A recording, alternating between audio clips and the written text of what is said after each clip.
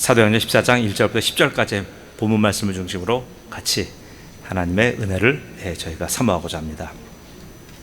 오늘 장면은 루스드라에서 일어났습니다.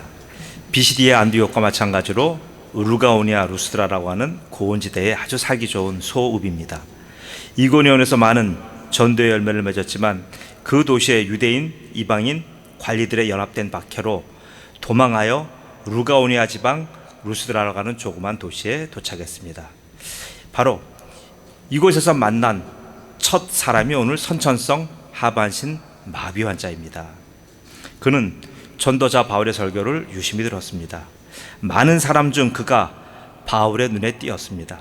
바울은 성령이 충만하여 그를 유심히 주목합니다.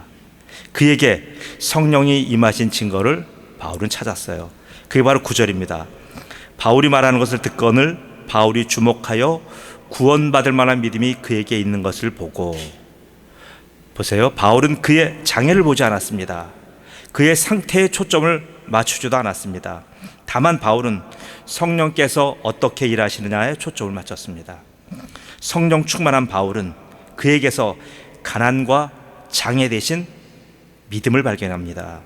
그는 오늘 바울을 서로 처음 만났고 처음 만난 사이입니다. 그런데 그에게 이런 구원받을 만한 믿음이 있다니 너무나 오늘 놀랄 지경입니다.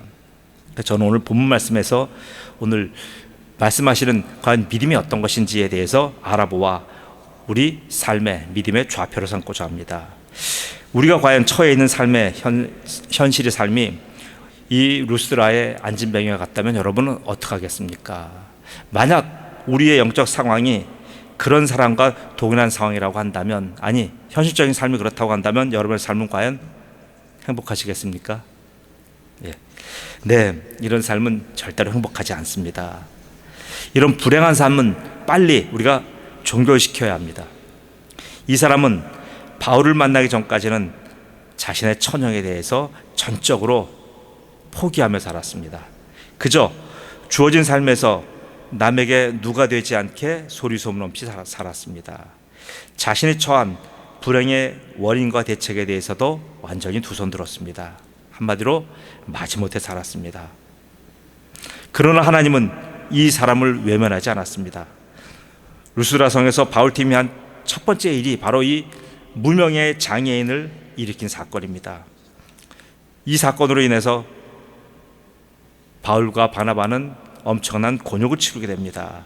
바로 바울은 헤르메스로, 바나바는 제우스라고 하는 신으로 추앙됩니다.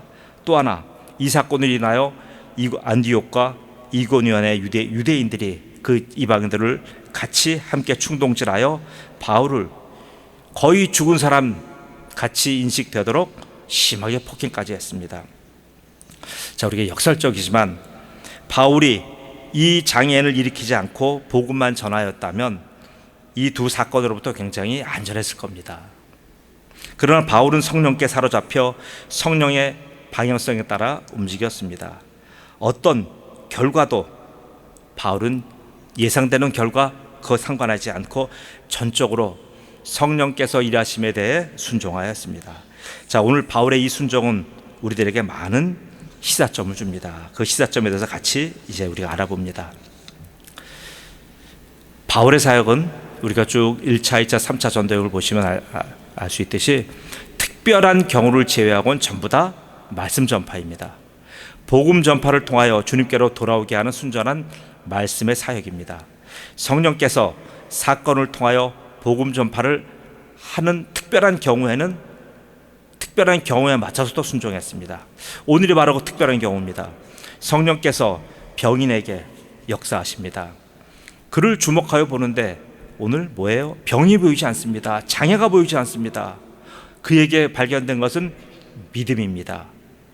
수많은 사람들이 갖고 있는 세상에 대한 소원과 세상에 대한 신뢰, 그것 아닙니다. 오늘 너무나 특이하게도 구원받을 만한 믿음입니다. 바울이 보고 깜짝 놀랐습니다. 바로 구원받을 만한 믿음은 누가복음 10장 21절에 예수님이 예언하신 내용입니다. 그때에 예수께서 성령으로 기뻐하시며 이르시되 천지의 주제이신 아버지여, 이것을 지혜롭고 슬기 있는 자들에게는 숨기시고 어린아이들에게는 나타내심을 감사하나이다. 옳소이다. 이렇게 된 것이 아버지의 뜻이니이다. 예수님의 말씀이 바로 오늘 이루어진 거예요. 여러 곳에서 수많은 유력자와 사람들을 만나서 복음을 외쳤습니다. 그래서 오늘 저 본 1절 말씀대로 유대와 헬라의 허다한 무리가 믿더라. 복음에 대한 반응입니다. 그런데 바울은 오늘 루스드라의 선천적인 장애를 가진 한 사람을 보고는 그냥 깜짝 놀랐어요. 여지껏 복음 전하던 상황과 반응과는 전혀 다른 겁니다. 바로 오늘 누가복음 10장 21절에 지혜롭고 슬기 있는 자들은 숨기시고 어린아이들에게 나타내시는 이런 놀라우신 예수님의 예언 사건이 이루어지는 현장을 바로 바울 사도가 목격한 겁니다. 바로 이건 뭘 말합니까? 오늘 도대체 여기서 무엇을 말하기 위하여 이렇게 그 한 병자를 통하여 이 말씀을 우리에게 전해 주십니까? 바로 이것은 믿음을 얘기합니다. 믿음 어떤 믿음을 얘기합니까? 우리가 생각하는 믿음은 여러 가지가 있습니다. 그러나 성경이 말하는 믿음의 실체 첫 번째는 바로 구원받을 믿음입니다. 믿으십니까? 다른 것 아니에요. 우리가 군중 심리와 광장의 함성에 빠져서 믿는 그런 것과는 완전히 다른 믿음입니다. 이 믿음은 에베소 2장 8절의 믿음입니다. 너희는 그 은혜에 의하여 믿음으로 말미암아 구원을 받았으니 이것이 너희에게서 난 것이 아니요 하나님의 선물이라. 이 놀라운 믿음을 어린아이들에게 나타난 거예요. 장인에게 나타난 겁니다. 바로 보세요. 믿음은 우리 내적인 것, 우리가 결국 믿음으로 살아가지만 결국 믿음은 내 것이 아닙니다. 하나님의 은혜이며 하나님의 선물입니다. 그 믿음은 구원의 세계를 열어주는 열쇠입니다. 그래서 이런 것을 영어로 saving faith라는 말을 씁니다. 구원 얻을 믿음. 이게 거의 신학적인 용어로 거의 고유명사처럼 쓰이는 겁니다. 우리말로는 구원 받을 믿음, 영어로는 saving faith라고 하는 말을 씁니다. 이거는 여러분 알아두시면 앞으로 계속적으로 이게 나오는 말입니다. 하나님은 그 장애인, 그 병든 분, 그 작은 도성에 외로운 한 인생을 찾아오셨어요. 그리고는 그에게 그가 알지 못하는 은혜의 선물 주신 거예요. 다른 것 아닙니다. 우리가 원하는 재물, 우리가 원하는 세상의 여러 가지 소유물들 아니에요. 그것 주신 것 아닙니다. 무엇을 주셨냐면 그에게 구원받을 믿음을 주셨습니다. 믿으십니까? 지금도 마찬가지예요. 지금도 주님께서는 이 땅에 오셔서 우리들에게 무엇을 주기로 원하십니까? 우리가 원하는 것들은 여러 가지 있잖아요. 그러나 주님이 우리에게 주시고자 하시는 첫 번째 선물은 바로 구원받을 만한 믿음입니다. 오늘 말씀에서 그 구원받을 믿음이 병인에게 오늘 있는 것을 발견하고 바울 사도가 그 사람에게 어떤 도전을 촉구합니다. 여러분 여기 놀라운 사건이 있어요. 믿음 있는 분에게 하나님은 반드시 그 믿음을 활용하여 그 믿음에 대한 사건을 일으키라고 부축입니다. 그걸 뭐라고 얘기합니까? 믿음의 사건이라고 합니다. 영어로 페이스 이벤트라고 하는 말을 씁니다. 이 말도 역시 우리가 고유명사처럼 쓰이는 말이에요.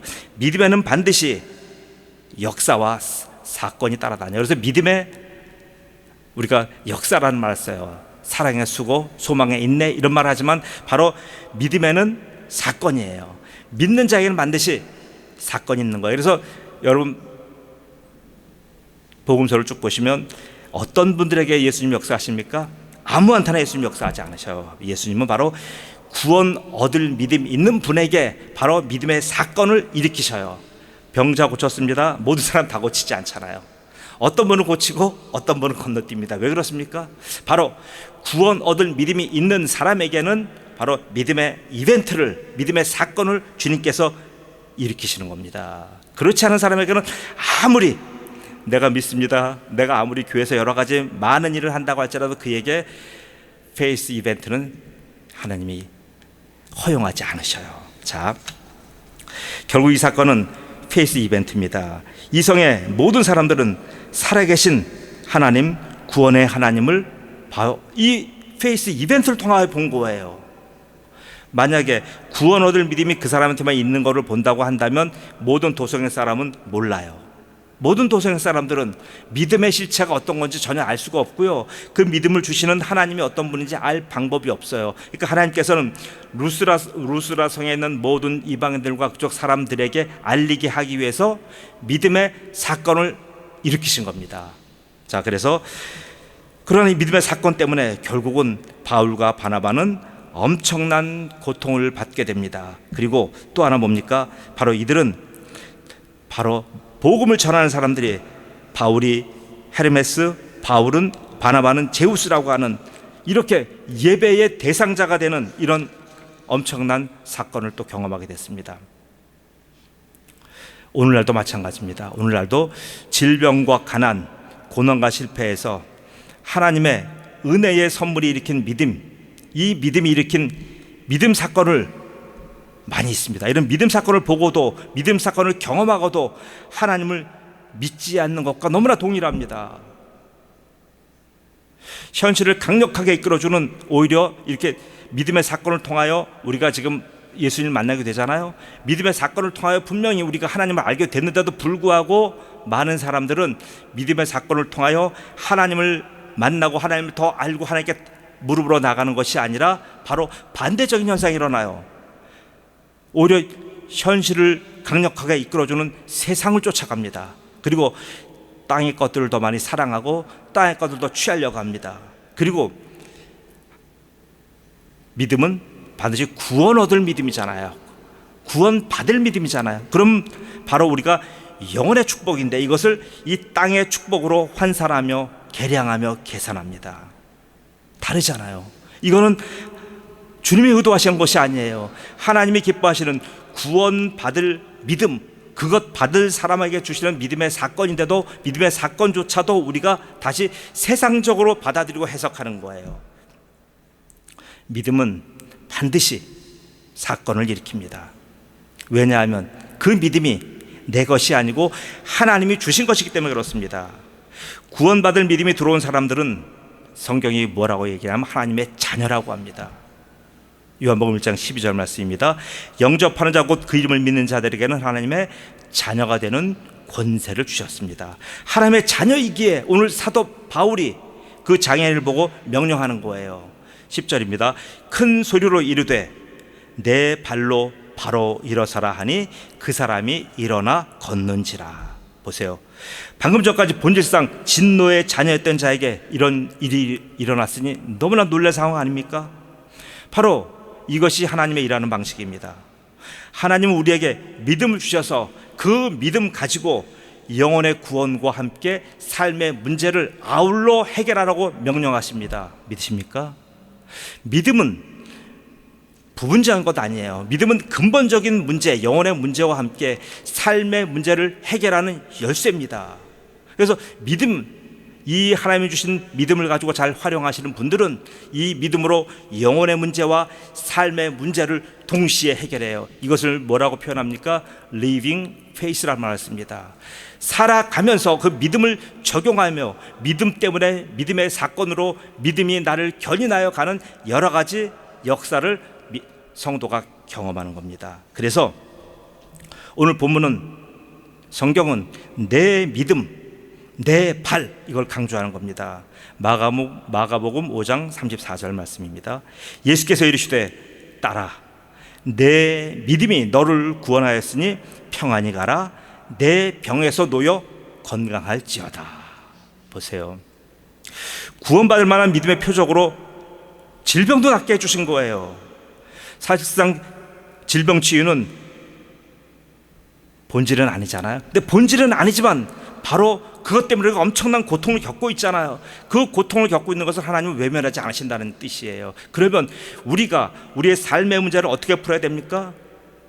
교회에서는 구원 얻을 믿음으로 풀고, 사회에 나가서는 나의 힘으로 풀고, 그것은 그리스도인이 아니에요. 그리스도인이라는 것은 바로 하나님이 주신 구원 얻을 믿음으로 교회 안에서도 바로 믿음의 영적 싸움을 계속해 나가는 것이고, 세상에서도 그걸 가지고 믿음으로 적용하며 사는 겁니다. 그것을 living faith라고 하는 거예요. 자, 그래서 이 믿음은 바로 믿음이 있는 사람에게는 어떤 바로 사건을 주신다고 했습니까? 믿음의 사건들, 믿음의 역사를 계속 하나님이 주시는 거예요. 이것이 믿는 사람에게 주시는 하나님의 표적이며 이적입니다. 그래서 많이 믿는 분들 보시면 하나님 앞에 이 진실한 하나님이 주시는 세이빙 페이스가 있는 분들은 어떻습니까? 엄청나게 많은 역사들이 일어나요. 자그마한 사건부터 큰 사건까지 하나하나가 전부 다 하나님의 놀라우신 섬세한 손길을 느끼게 돼요. 자, 여러분 어떠십니까? 여러분의 삶이 구원 얻을 믿음이 있다고 한다면 여러분의 삶도 목회자는 걱정하지 않습니다. 왜요? 구원 얻을 믿음이 있기 때문에 그분의 현실적인 삶 속에서 어떠한 시험과 위험과 관난 고초가 온다 할지라도 그분은 믿음으로 대처하며 믿음으로 승리하며 믿음으로 모든 문제를 해석하는 거예요. 그런데 우리가 많은 분들이 신앙생활 하다가 시험 들어요. 교회를 떠나요. 고통받아요. 그러면서 하나같이 얘기하는 게 바로 하나님께 시험 들었습니다. 내가 아무리 믿어봐도 소용없습니다. 이런 얘기합니다. 그럼 뭐에 문제가 있습니까? 우리는 어디 현실적인 데서 많은 문제점을 찾아요. 아니요. 성경은 뭐라고 얘기합니까? 그분은 바로 saving faith가 없다 이 얘기예요. saving faith는 있다 없다를 표현하는 거예요. 구원받을 믿음이 있느냐 없느냐의 차이예요. 누구는 있고 누구는 없고예요. 바로 이것은 내가 세이빙 페이스가 10%만 있어요. 누구는 90% 이거 아니에요. 이런 말은 아니고요. 구원 얻을 믿음은 그 사람들 구원 얻을 믿음이 있느냐 구원 얻을 믿음이 없느냐 이 차이예요. 그래서 교회 생활을 어떤 분들이 하시는 거냐면 바로 세이빙 페이스가 있는 분들이 교회 생활을 하시는 거예요. 하시다가 얼마나 많은 교회 시험거리가 많습니까? 얼마나 많은 아픔이 있어요. 그런데도 불구하고 왜 견고하게 뿌리내리는 이유가 뭐냐 하면 그에게 바로 하나님이 주신 구원 얻을 만한 믿음이 그에게 있기 때문에 그런 거예요. 그 믿음 하나로 버티는 거예요. 믿음 하나로 교회마다 이제 선거철이 이제 다가옵니다. 보통 10월, 11월 달 선거를 많이 합니다. 안수 집사님, 장로님 뭐 이런 거 선거합니다. 그러면 되는 분이 있고 안 되는 분이 있어요. 근데 안 되는 분들의 대부분이 교회를 떠나요. 물론 지키시는 분도 있지만 떠나요. 왜요? 그분은 그런 교회에서 일어난 상황을 가지고 어떻게 해석을 합니까? 바로 믿음으로 세이빙 페이스로 해석한 것이 아니라 바로 내가 누군데, 아니 여태까지 내가 교회에 기여한 게 얼만데, 아니 나를 여태까지 몰라준단 말이야? 여러분 이거는 믿음의 행위가 아니에요. 그는 뭡니까? 그는 우리가 성화가 부족하다라고 얘기하지만 오늘 보세요. 사도행전 말씀에 근거하면 성화가 부족한 것이 아니라 바로 중생하지 못한 거예요. 거듭나지 못한 거란 말이에요. 여러분에게는 하나님의 은혜의 선물인 구원받은 믿음이 여러분은 다 있어요. 여러분은 있으니까 여기 앉아 계신 겁니다. 여러분 자꾸 어려워하지 마세요. 성경이 어렵다, 설교가 어렵다 하지 마십시오. 왜요? 어려운 거 아니에요. 굉장히 단순해요. 믿음의 세계는 너무너무 쉬운 거예요. 그래서 구원 얻을 믿음, 세이빙 페이스만 딱 있다고 한다면 그 다음부터는요 믿음의 세계가 이렇게 쉬울 수가 없는 거예요. 아니 보세요. 어떤 우리가 기계와 어떤 전자와 세상에 배우는 여러 가지 그런 것 저 하나도 몰라요. 모르지만 믿음으로 살아가잖아요. 몰라도 돼요. 그 외우고도 못하고 부족한 게 한두 개가 아니잖아요. 그런데도 우리가 신앙생활한테 전혀 지장 없잖아요. 근데 왜 어렵습니까? 어려운 거 아니에요. 어렵다고 하는 것은 바로 뭐냐 하면 사단이 갖다 주는 사단의 전술과 전략이에요. 그래서 기독교 신앙은요, 예수님이 보세요. 배운 사람들 안 찾아다녔어요. 병인들, 힘든 사람들, 외로운 사람들, 못 배운 분들 찾아다닌 거예요. 왜요? 그분들이 이해하는 게 구원의 복음이란 말이에요. 오늘도 동일합니다. 자, 사랑 성도 여러분, 오늘 예수님은 여러분에게 있어서 한 분 한 분을 만나주시기를 원하는 거예요. 무엇으로요? 그래서 여러분에게 바로 예수님 직접적으로 예수님이 여러분의 삶을, 여러분의 자유의지를 묵살하고 무조건 끌고 가시는 것 아니에요. 예수님은 왜 우리에게 믿음 주시는 이유가 뭐냐 하면 여러분이 인격자이시기 때문에 여러분의 인격을 사용하라는 거예요. 그래서 인격을 사용할 수 있는 토대인 바로 세이빙 페이스를 주시는 겁니다. 이건 하나님의 선물이에요. 내가 노력해서 가질 수 있는 것 아니에요. 내가 아무리 노력하고 땅을 파고 내가 아무리 엄청난 기여를 한다고 할지라도 믿음은 취할 수가 없어요. 오직 믿음은요 하나님의 선물이에요. 이 선물이 여러분에게 주어진 거란 말이에요. 선물이 노력해서 주어진 건 아니고요. 하나님이 여러분에게 주신 거예요. 아까 에베소 1장 8장 말씀드렸잖아요. 여러분, 이 믿음이 있음을 여러분 고백하셔야 돼요. 이 믿음이 있음을 감사하시며 이 믿음을 하나님께 주신 하나님을 찬양하셔야 돼요. 그렇게 된다면 여러분은 달라져요. 왜요? 우리는 예수님의 사람들이잖아요. 예수가 뭐예요? 예수는 구원이라는 뜻이에요. 우리가 예수의 사람이다 그러면 우리는 구원받은 사람이라는 뜻이에요. 구원받은 사람이기에 여러분들에게 자꾸 성경은 믿음으로 살라고 촉구하는 겁니다. 구원받은 사람 아니라면 세상 사람에게 믿음으로 살라고 전혀 얘기 안 합니다. 그들에게 세이빙 페이스가 없는데 그들에게 어떻게 리빙 페이스를 얘기합니까? 그들에게 어떻게 페이스 이벤트를 얘기합니까? 전혀 얘기 안 해요. 세상 사람에게는 그저 그렇게 살다가 편안하게 살다가 그렇게 가시면 됩니다 라고 얘기해요. 그러나 하나님의 사람들에게는 반드시 믿음의 삶으로 살 걸 촉구하는 거예요. 여러분, 예수님은 여러분의 삶을 방관하지 않습니다. 여러분이 여러분의 믿음과 여러분의 발로 이 세상을 자유롭게 경영하시기를 예수님은 원하십니다. 여러분, 기대하십시오. 여러분, 예수님은 여러분의 삶 속에 들어가셔서 여러분에게 바로 구원의 믿음과 함께 여러분이 살고 있는 삶 속에서 믿음의 사건들을 통하여 여러분의 삶을 풍요롭게, 기쁘게, 행복하게 그렇게 견인하기를 원하십니다. 모든 이런 믿음의 주인공들 되시기를 예수님으로 축복합니다. 아멘. 기도합니다.